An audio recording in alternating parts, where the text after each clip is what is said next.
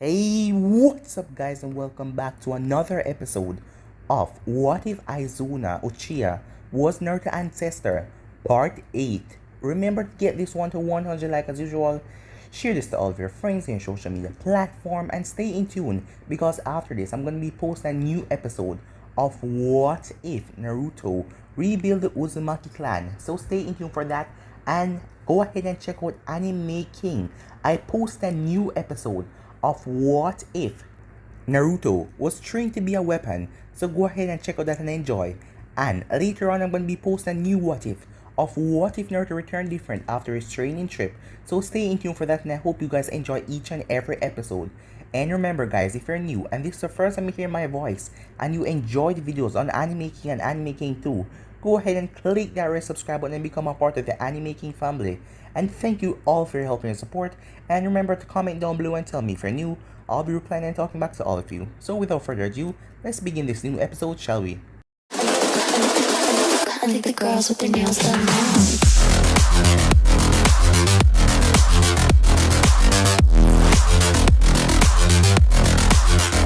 Girls with their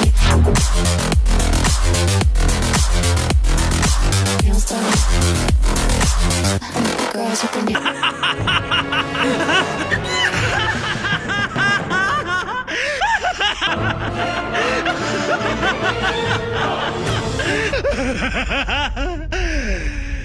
So, the last part we left off, Team 7, with the assist of Hinata, went on a mission to rescue the hostages that were taking the women and children.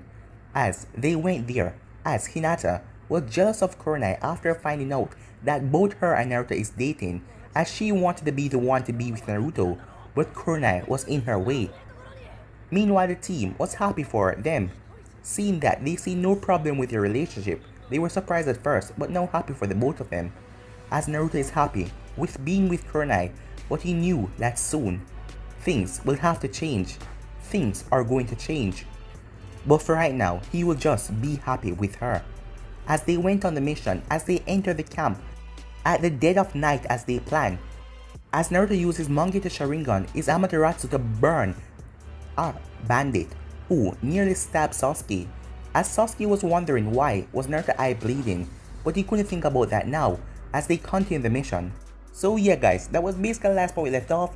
You guys can switch across the place and check it out for yourself. So let's begin this new episode, shall we? Team 7 was now currently standing in front of Sarutobi's decks. As they returned back to Konoha, the mission was over. Mission complete, Hokage, said Naruto. On the other side of the room stood Hayashi, Kakashi, and Hiruzen. Any civilian casualties? Asked Hiruzen. None. They have been transferred to the nearest local police. They will take care of the paperwork and send them to their homes safely. A report has been given to me to hand over to you, Naruto said as he handed Sarutobi the file. Very well. Enemies? Sarutobi asked. Kill to the last man. The heads of the 2 missing names are in the scroll. Enemy camp has been totally destroyed, Naruto confirmed, as he handed over the scroll. He sure has grown, thought Kakashi proudly. Kakashi then looked at Anko, who was looking at him warmly, as he gave her a small wink that didn't went unnoticed by Naruto. Kakashi and Anko had gotten together a few days back, and they moved things really fast because they were now deciding on marriage, and Naruto was happy for them. Excellent work, you performed the mission faster than I expected. Now give me a brief report on the team performance, said Hiruzen. Anko and Kurenai performed as expected. They got the job done. Sasuke was a little hesitant at first, but he controlled his emotions and got the job done too. My performance was satisfactory. Sakura gave the best performance in this mission. She not only protected us, but she destroyed the enemy with her long-range attack with her arrows. We owe our success to her, Naruto said, with a short smile. Sakura, you have done very well. Your contribution is going to be taken into performance with your promotion to Chunin, said Sarutobi happily. It's nothing, Hokage, all of us did our part, as getting praise from the Hokage was a really big thing. Naruto, how did Hinata perform? Hayashi asked.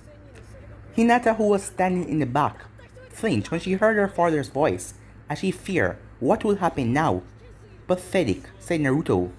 What? Kakashi asked in shock. Hinata was his new student. She was a little shy, but to call her pathetic was harsh. Here to explain, Naruto? Asked Hayashi, a little angrily. No one insulted Hyuga in his presence. And make it even worse, it was his daughter. She was tasked to help Uncle to rescue the hostages, but she failed. She couldn't kill the enemy. She left our comrades open to attack. She was trembling in front of the enemy. If not for Sakura and Uncle, I would be handing over her corpse to you, Hayashi. Hinata, Hayashi said loudly. Hinata came forward. She was shaking from head to toe. She knew her father always hated when someone brought shame to the Hyuga clan, and to make it even worse, she was the heiress. Now, Hayashi, calm down. Naruto, it happened sometime in the field, said Hiruzen. I understand. That is why I gave her a second chance, said Naruto. You did? Said Kakashi in surprise.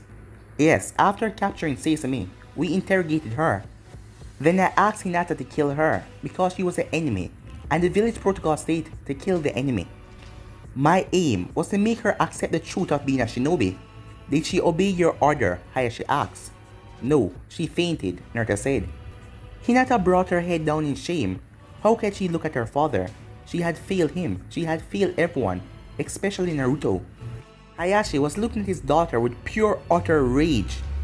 He could accept her not killing the enemy, but fainted? She was a Hyuga.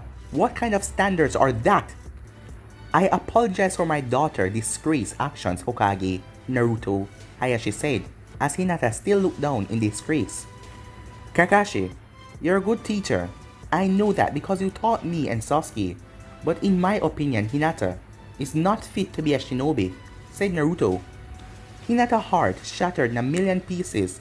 She couldn't believe what Naruto was saying. How could you do this to me, Naruto? She thought. I know Hinata has some issues, but she can be a good shinobi. With time, I can train her and make her ready, said Kakashi. Naruto, while Hinata's performance was poor, I think I might have a solution to her problem, said Hiruzen. And what is that, Hokage? Asked Kakashi. Let her be transported to the hospital to become a medic. Some people are not made for the front line. I believe Hinata is not yet ready. So Hinata, you are now removed from Team 8 and you will join the medical corps, Hiruzen ordered. But Hokage, said Kakashi, but he was cut off and Hiruzen signaled for him to be silent. I know what I am doing, he said. As Kakashi nodded. Hokage, if our presence is not required, I granted that you give us permission to leave. Hinata has to answer to the elders for her disgraced performance, said Hayashi. You may go, said Hiruzen. Hayashi immediately left the office as he gave a stern gaze to Hinata to follow him. As Hinata was leaving, she gave one short glance to Naruto as she felt utterly shamed and disappointed as she just walked away. Now Team 7, you have done a good job. You are relieved for 2 days. Get some rest. The payment for the mission as well as the bounty will be transferred to your bank account, said Hiruzen with a smile. Thank you, Hokage, said Naruto. And with that, they all left the office. About an hour later, Naruto returned to Hiruzen's office, as he was going to meet up with Kurenai later, but he had to talk to Hiruzen, as Hiruzen told the envoys to leave the room, as he put up the privacy seal. Naruto, he said, as Naruto stood in front of him, are you sure that you're doing the right thing by doing this to Kurenai? Hiruzen asked seriously. Naruto sighed. In truth, he has not just expressed his love for Kurenai because he wanted to. Instead, it was a plan. I know what you mean, said Naruto sadly. How long do we have before that day? Asked Hiruzen. 20, said Naruto.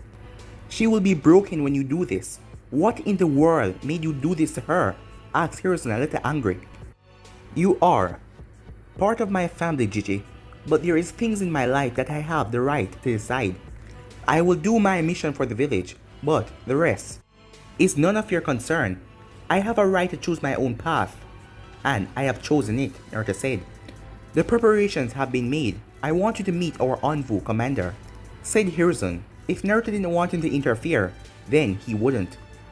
Time skip. Later that night, both Naruto and Kurenai was at Kurenai's house. as the both of them were on the floor. As a lot of things happened today, the both of them went and got lunch, and the both of them talked, and Kurenai told him about what happened in her past. What did she do to that girl with the Genjutsu?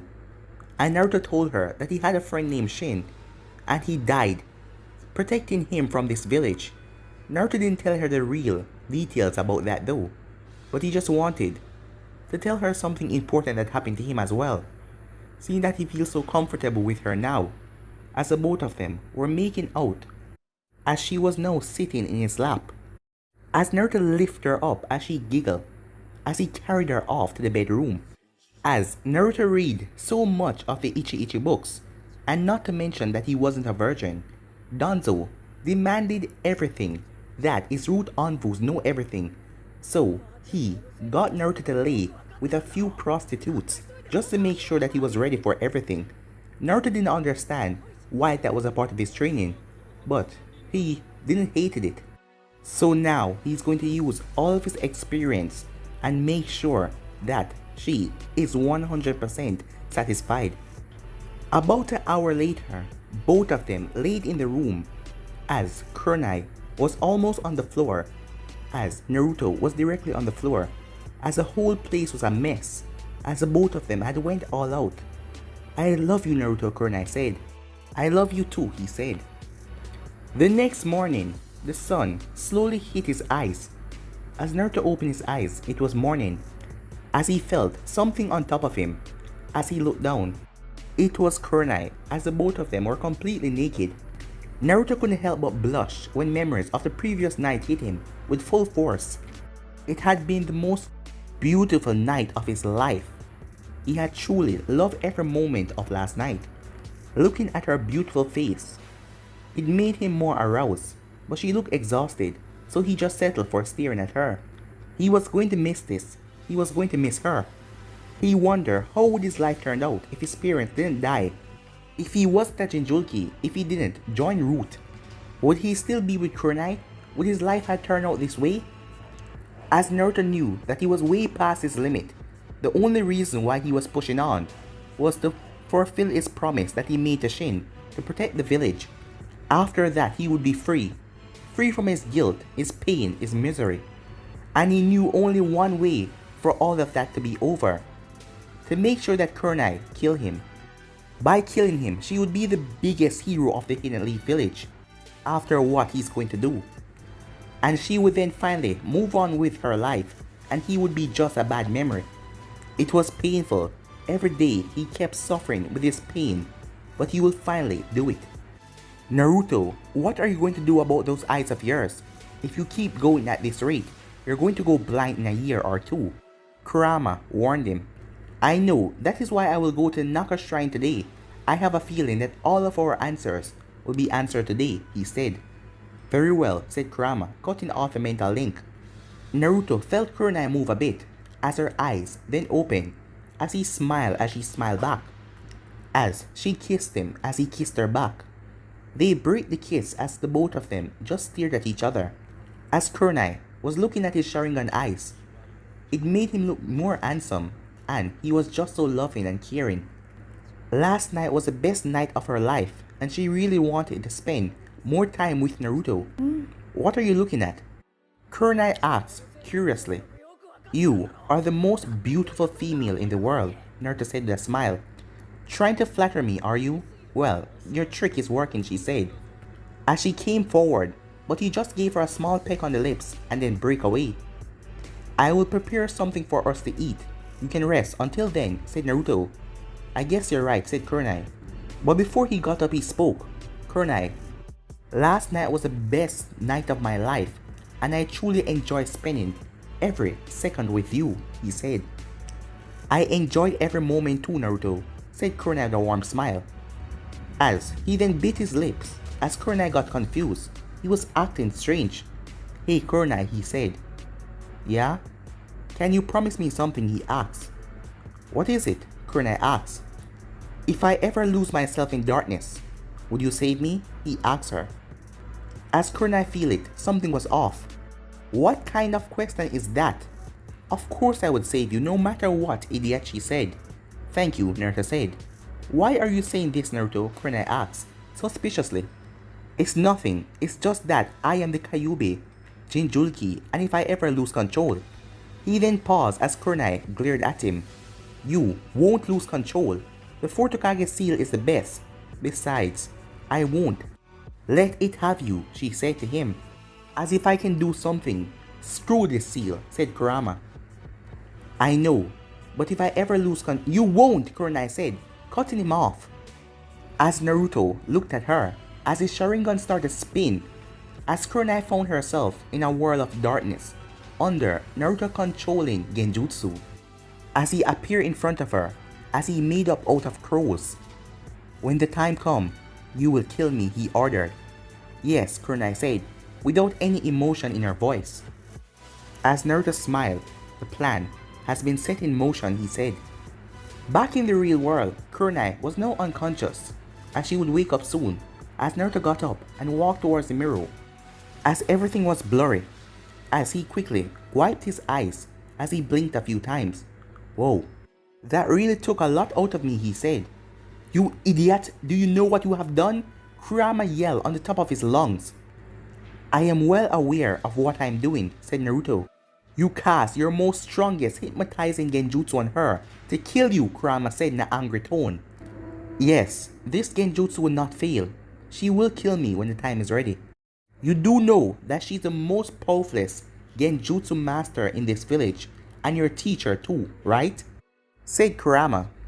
I know, but there is a slim to no chance of all for her to break out of my genjutsu. I have ran through all the possible outcomes and loopholes.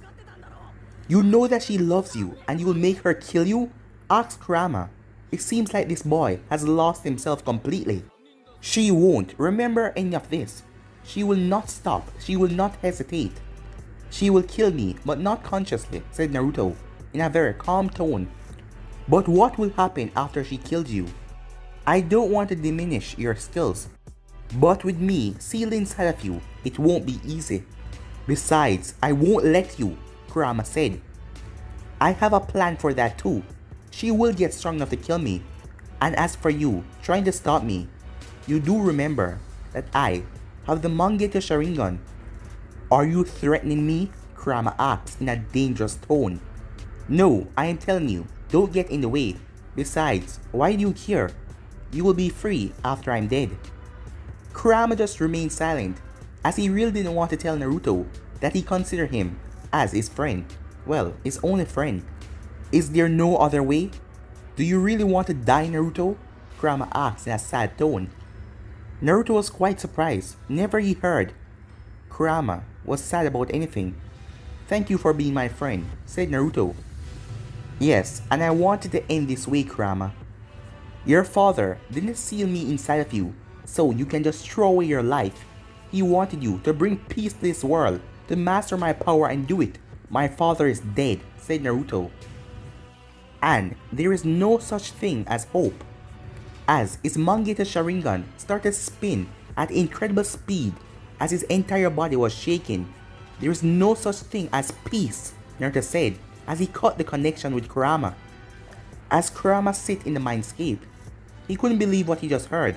Naruto always wanted to bring peace to this world, but since Shin died, Naruto had changed.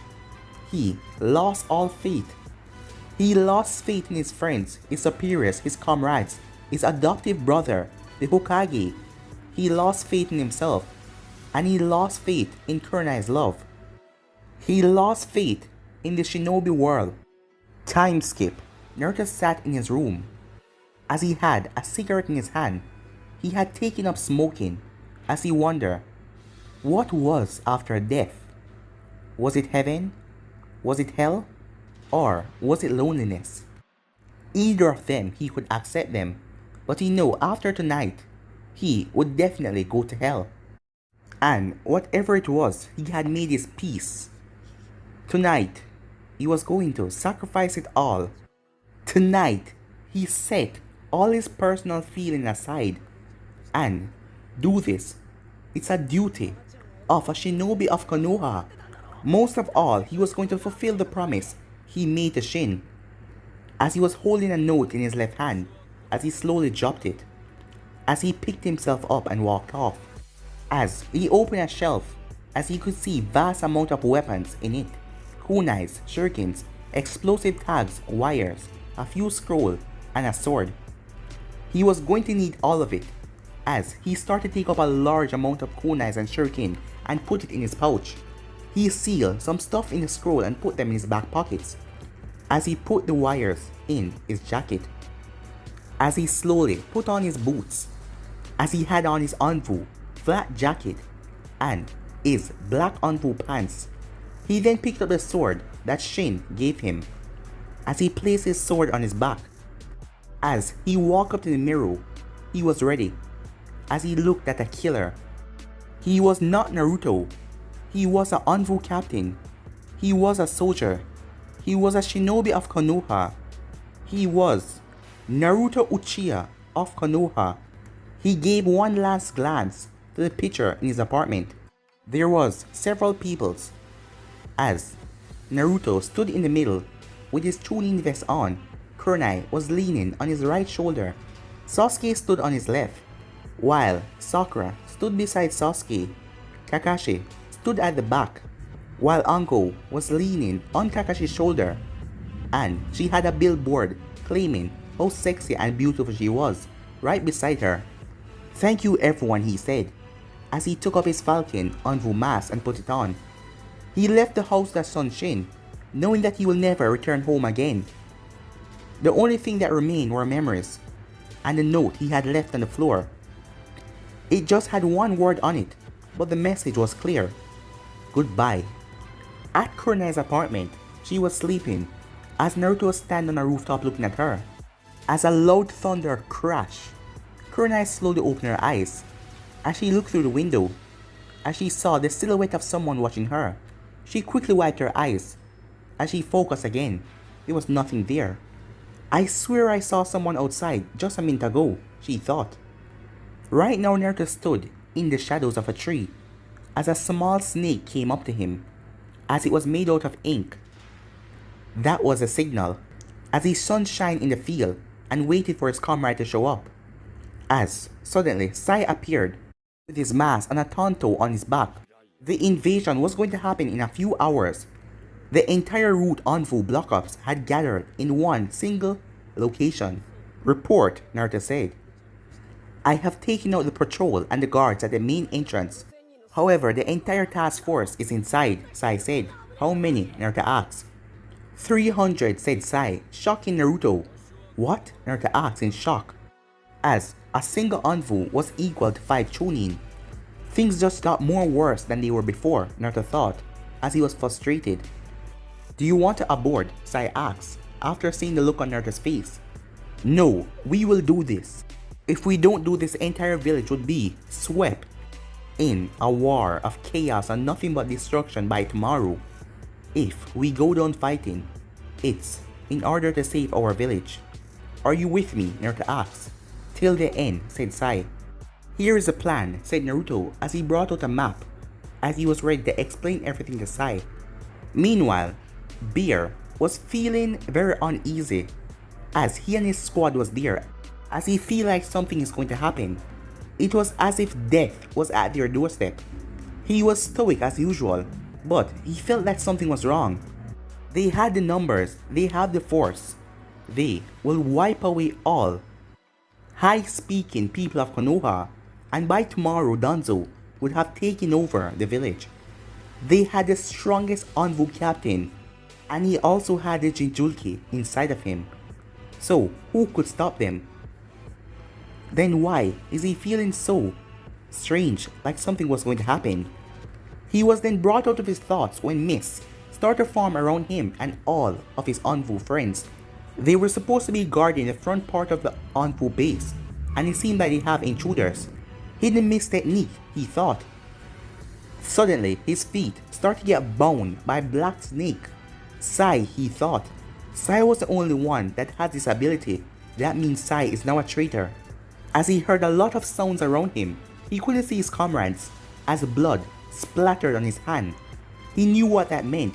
His entire squad was now dead, and he was probably the only one left standing. As he quickly made a hand sign and substituted himself with a nearby log. I must report this to Danzo, he thought. But he then felt the entire place around him froze as a massive key was leaking from somewhere, as his sword fell out of his hand. As he could feel the person, they were standing directly behind him. He knew it was over. "So, you have betrayed us," he said. He knew there was only one person who could get behind him so easily. He was the one who actually trained this boy, and now he's here to kill him. "It's over, Sensei," said a voice in his ear, but it had a sad tone in it. "The way we think is different, but I'm proud of you," he said, as he valued skill above everything. And the person standing behind him was the best student he had ever trained. As he took one last breath and closed his eyes, he had made his peace with death. As a sword took off his head clean. As Naruto looked down, "Sorry, Sensei," he thought, as he then vanished to deal with the others. And this was just the beginning. There was 295 life left to be taken before all of this was over. As Naruto dashed through the base, his Sharingan was spinning as he was dashing through the shadows. As he felt something behind him as he quickly ducked, as a sword went past his head, as he spun around and delivered a roundhouse kick, knocking the Anbu away. As he was now surrounded, as he looked at their mass, most of them were there with him. When Danzo trained them, they were like his classmates, his comrades, and now he will take out all of them. But they didn't utter a word, because Danzo had completely broken them. They were mindless killing machine. Him and Sai could not quell their emotions after what happened to Shin, but these others were complete robots, nothing but killing. He knew his sensei that he killed a moment ago alerted the others in some means. He was an Anvu, and he did his duty even in the face of death. As three of them rushed at him, as their sword pierced right through him, as his body then turned into crow. Genjutsu, they all thought, but it was too late, as their bodies fell to the floor without heads. As all of them were in his Genjutsu from the moment they saw him, and reveal their location. As the other 10 fall down to the ground, as shurikens were in a vital spot that killed each and every one of them. Naruto then dodged a water bullet attack as he flipped to the side, as he saw who his attacker was, as he immediately get ready. It was Eagle. He was an Anbu captain like him and very skilled in taijutsu, and the fact that Eagle knew how to counter Naruto's Sharingan was very bad for him. Naruto knew that he had a little bit of time before the entire base was alerted, and fighting Eagle with brute strength was a waste of time and suicidal. Eagle dashed towards him with incredible speed and kicked Naruto right in his ribs, breaking one of them, as Naruto howled in pain, but he focused his eye on Eagle. "Amaterasu," he said. As black flames consumed Eagle's face, Naruto dashed forward and decapitated him before he could make any more noise, as the entire area now had a very foul odor that reeked of the smell of bodies, as he purposely made Eagle hit him so he could use the Amaterasu and not waste time, as Kurama was now healing him, but he was still in pain. As he slowly picked up his sword, it was going to be a long night, he thought. Meanwhile with Sai, he was covered in blood, as many of his comrades lie dead in front of him.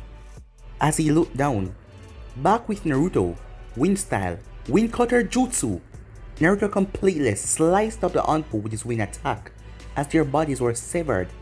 As 5 Anbus appeared in front of him and threw shurikens as they went through hand sign, shuriken clone technique, as all of the kunais pierced in Naruto, as all of the Anbus jumped at him, but Naruto performed the hand sign as he exploded, blowing the Anbus to pieces with him. As the real Naruto stepped out of the shadows, Shadow Clone explosive technique was a success, Naruto thought calmly. The explosion had alerted everyone, and in seconds, 100 root Anbus stood in front of Naruto ready to battle.